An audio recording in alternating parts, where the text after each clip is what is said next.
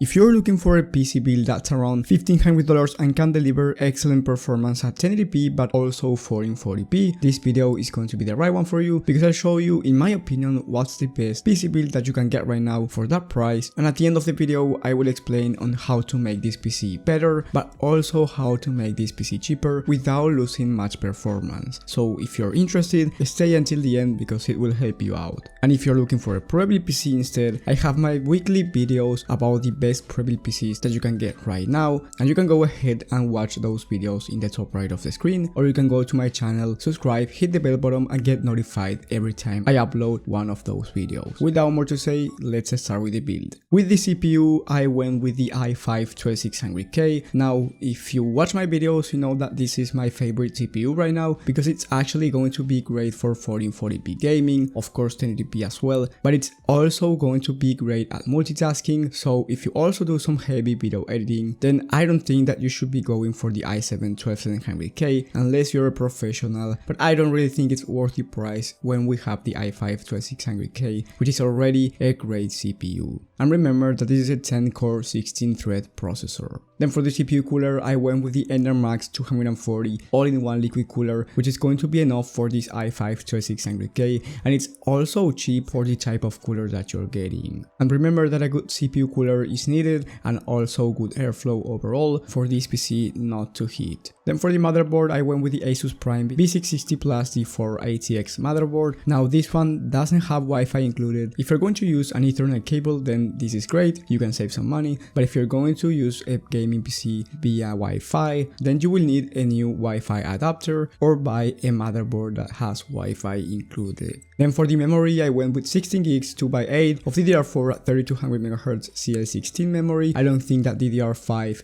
is worth the price yet, and if you're going to buy this PC for gaming, I think 16 gigs is going to be more than enough. Now if you're going to do some heavy multitasking or streaming, then I would recommend you going with 32 gigs, but if you're going for gaming, I think 16 gigs is going to be all that you need. Then for the storage, I went with the Crucial P2 2TB of M.2 SSD. I think that 1TB is standard, but I went with 2TB in case you're going to download heavy files, do video editing and also download a bunch of games, especially if you're going to download games such as Flight Simulator or Red Dead Redemption 2. Then for the graphics card, and one of the most important parts for gaming, I would say the most important one, we have the MSI RTX 3060 Ti. This is a great GPU for both 1080p and 1440p gaming, and there are even some games that you're going to be able to run at 4K 60 FPS on average. Of course, if you're looking for a graphics card that's going to run competitive games, this one is going to be way more than enough, even for a 240Hz 1080p monitor. But if you ask me, for this type of PC build, I would buy a 1440p 144Hz monitor, since I think it's going to be the best pair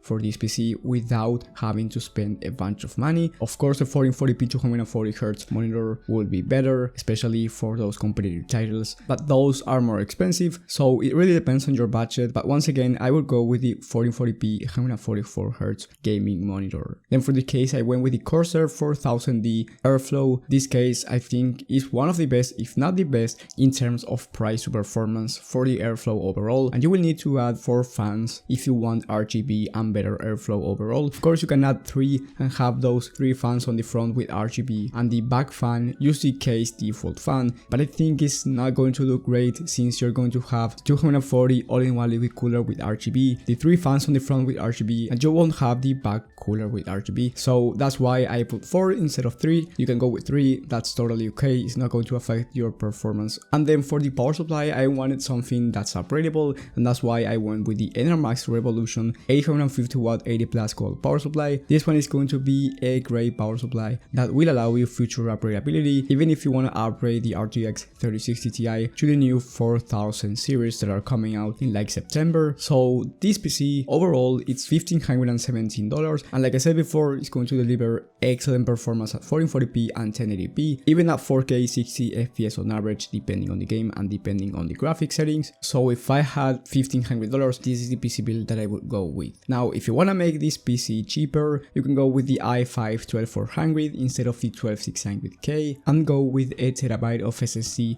instead of 2TB of SSD, and the total price would be $1,350, which is really good, and the performance overall is not going to be much worse. You're really not going to notice it for gaming gaming. Now of course, if you're doing some heavy video editing, I highly recommend the 12600K instead, but if you're just going for gaming, I don't think that you're going to notice a huge difference. And then if you want to make this PC build even cheaper, you can change the case to the Fantex P360A, which already have some RGB fans installed, and the total price would be $1,276, so you can make this PC cheaper without losing much performance. And if you have a higher budget than $1,500, I would change the GPU to the RTX 3070 Ti, and the total price would be $1,727, and it's going to improve your gaming, especially at 1440p and 4K gaming. If you're going for 1080p, this will be a damn upgrade, just save the money, but if it's for 1440p or 4K gaming, then I would actually consider this upgrade. And you can of course go with the i7 instead of the i5, but like I said at the beginning of the video,